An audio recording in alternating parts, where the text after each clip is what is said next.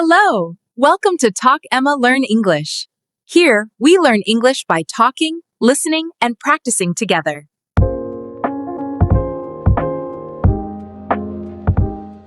Hi, everyone. I'm Emma, and this is Jack. We make videos to help you speak English every day. Yes, please like this video and subscribe to our channel. It helps us so much. Today, we are talking about how to describe emotions and feelings in English. We will practice listening, learn useful phrases, and have a fun conversation. Are you ready? Let's begin. So, Jack, how are you feeling today? Me? Oh, I am feeling very happy. The sun is shining. That's wonderful. I am happy too. But this morning, I was a little tired. You were tired? Oh no, I'm sorry. It's okay. I drank some coffee. Now I feel energetic. Good. You know, talking about feelings, sometimes it's difficult in English. I understand. There are many, many words. That's why our topic is perfect for today. We are learning about emotions and feelings? Yes, we will learn simple words for happy, sad, angry, everything. And we will learn how to say I am or I feel. Okay, I feel excited to learn. Oh, excited! That's a great word. Let's start. Let's start with the most basic feelings. The first two are opposites, happy and sad. Jack, can you give me a sentence with happy? Yes, of course. I am happy today. Perfect. And we can also say, I feel happy. Both are correct. When were you happy recently? Yesterday, I was happy because my favorite football team won. Nice. I was happy. Past tense. Now, what about sad? I am sad when my friend leaves. Good example. It's a lonely feeling. Now, another pair of opposites, angry and calm. Angry is a strong feeling. Like, my brother is angry when I use his phone. Right. And we can say a little angry or annoyed. I am annoyed by the cold weather. And calm, that is a quiet, peaceful feeling. Yes, I feel calm when I sit by the river. So we have happy, sad, angry, calm. Now some feelings about energy. Tired and energetic. I am tired at the end of the day. Every day. I know the feeling. I am so tired. And in the future? Maybe later today? I will be tired after we finish this video. Probably true. And energetic? You are always energetic in the morning, Emma. I try to be. I drink coffee to feel energetic. Okay, now feelings about being with people or in new places. The first one is shy. Shy. I feel shy when I speak English to new people. But you are doing great now. The opposite of shy could be confident. Confident. I feel more confident speaking English with you. Oh, that's so sweet. Thank you. And what about nervous? It's like shy, but also for tests or waiting. I feel nervous before a big test. My hands feel shaky. Shaky, yes. That's a good physical sign of nervous. And the opposite of nervous? Relaxed? Perfect. I feel relaxed on vacation, or I feel relaxed when I'm with you. I feel relaxed with you too. Let's talk about scared or afraid. They are the same. I am scared of very high places. I am scared of heights. That's the phrase. And the opposite, when you feel no danger? Safe. I feel safe in my home. Good. Or brave. Brave is when you do something even if you are scared. You are brave to learn a new language. Thank you. I feel brave sometimes. Now, a fun one. Surprised. Surprised. Like, wow, I am surprised. Yes, it can be good or bad. I was pleasantly surprised by the gift, or I was unpleasantly surprised by the rain. And what about bored? Bored is when nothing is interesting. I am bored when I wait for the bus. The movie was boring, so I felt bored. Excellent connection. Boring describes the thing, bored describes the feeling. Let's try some stronger feelings. Excited. Excited is a strong, happy feeling about the future. I am excited for the weekend. Yes. And frustrated? Frustrated is when you try and try, but it's difficult. I feel frustrated when I don't understand grammar. I understand. It's okay to feel frustrated sometimes. And proud? Proud is a good feeling about you or someone you love. My mother is proud of me. And I am proud of you too. You work so hard. One last important one. Worried. Worried is when you think about a problem in the future. I am worried about my friend. She is sick. That's a very caring feeling. You can say, I'm worried about, or I'm concerned about. Now, let's practice all together. Jack, how did you feel this morning? This morning, I felt tired first, then I drank coffee and felt more energetic, and now I feel happy to be here. Wonderful. And yesterday, did you feel nervous about anything? Yesterday, yes, I had a small talk with my boss. I felt a little nervous, but after, I felt relieved and calm. That's a great story. You use so many feeling words. Tired, energetic, happy, nervous, relieved, calm. Perfect. It's easier when we talk about real life. It always is. Remember, it's okay to have many feelings. The important thing is to learn how to say them. Now, let's go through some essential phrases we use every day to talk about our feelings. Jack, can you help me? Sure, these are phrases that are very, very useful. Let's start with asking about feelings. The most common is, of course, how are you? But we can also say, how are you doing? Or how's it going? Right. And to be more specific, you can ask, how are you feeling today? That's a very caring question. I like when you ask me that. To answer, we can say, I'm good, not bad, or pretty good, thanks. And if you're not so good? You can be honest. I'm a little tired, or I'm feeling a bit under the weather. That means you feel a little sick. Good one. Now for stronger feelings. When something wonderful happens, we say, I'm so happy for you.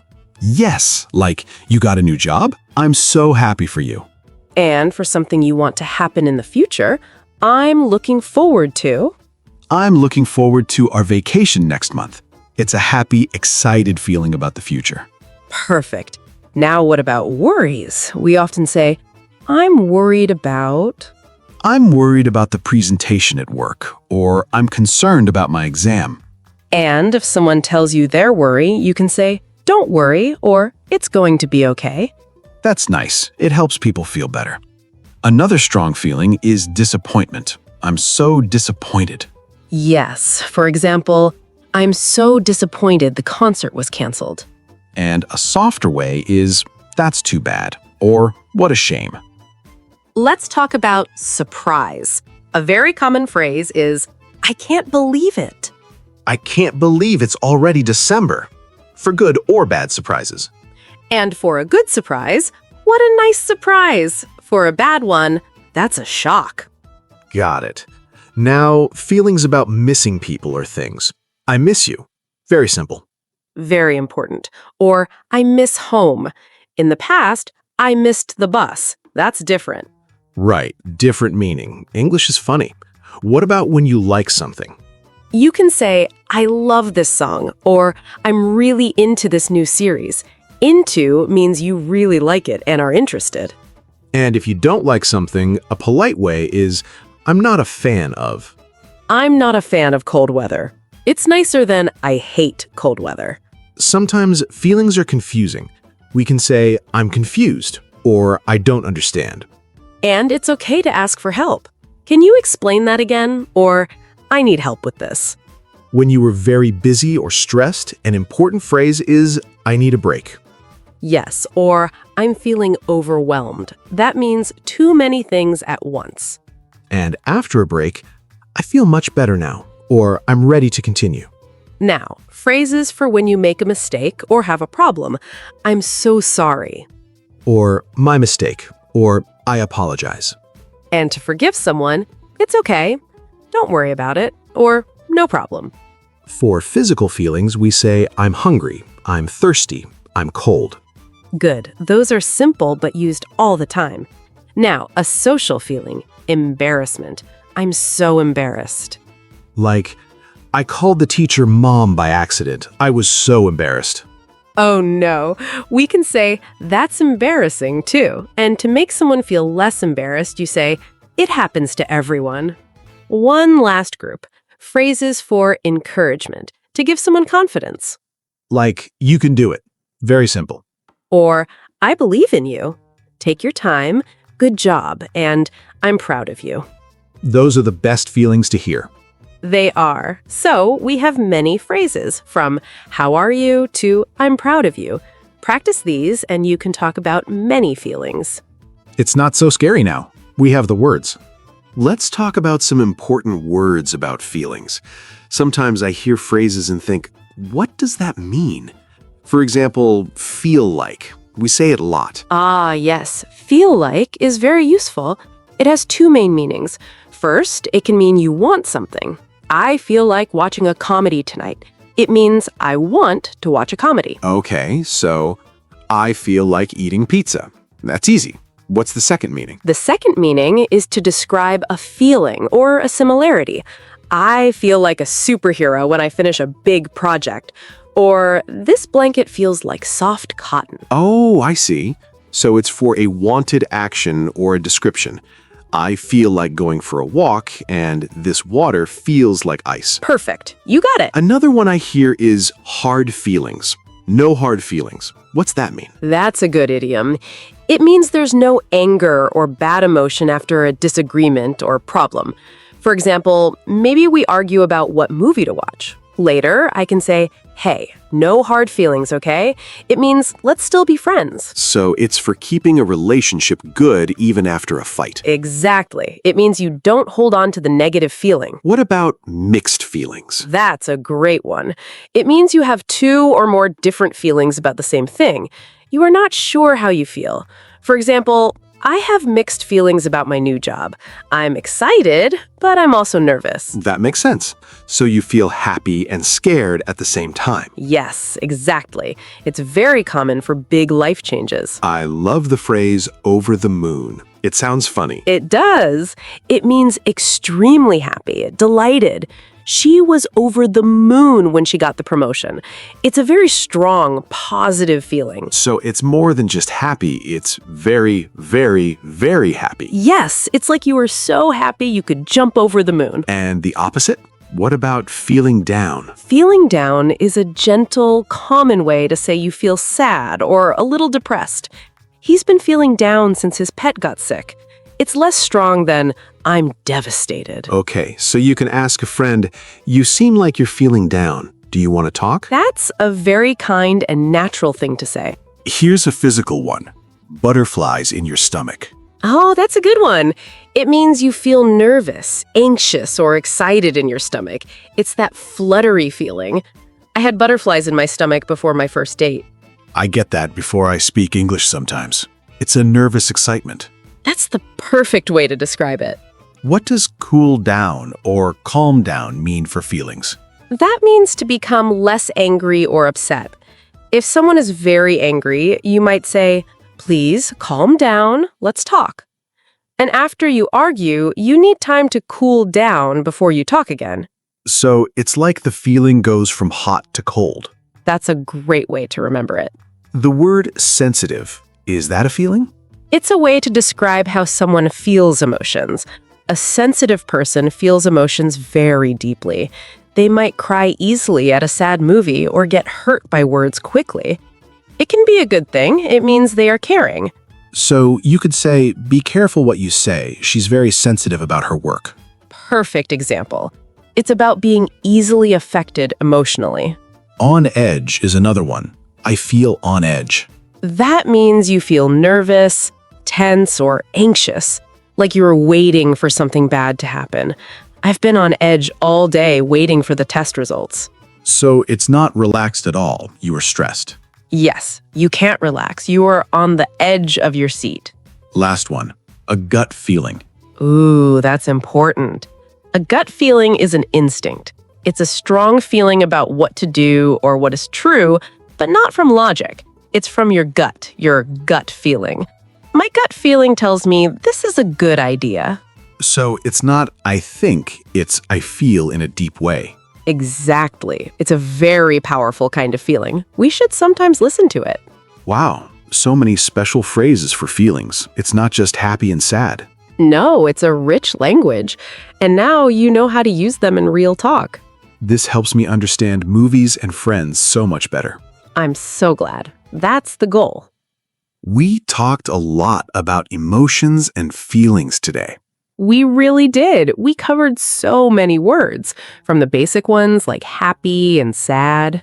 To more specific ones like frustrated, proud, and overwhelmed. And we practiced so many essential phrases, like how to ask, "How are you feeling?"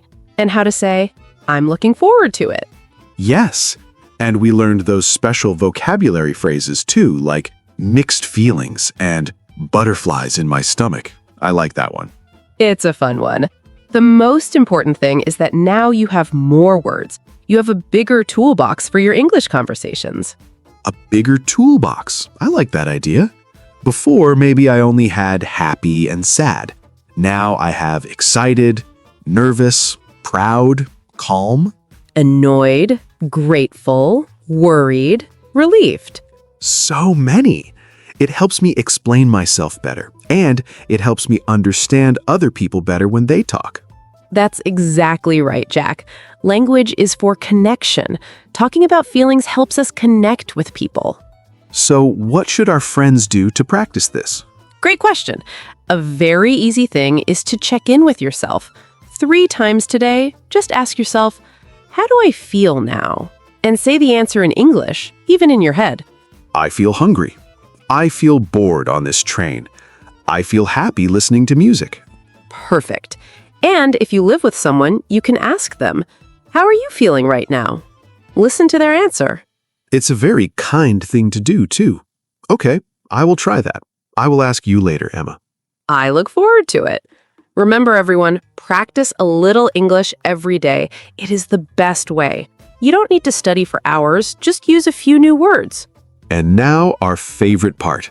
The question of the day is very simple today. We learned so many words. It is. So tell us, what is one word for how you are feeling right now? Just one word. Are you tired, excited, relaxed, curious? Write your one feeling word in the comments below. We read every single comment, and we love to see where you are all learning from.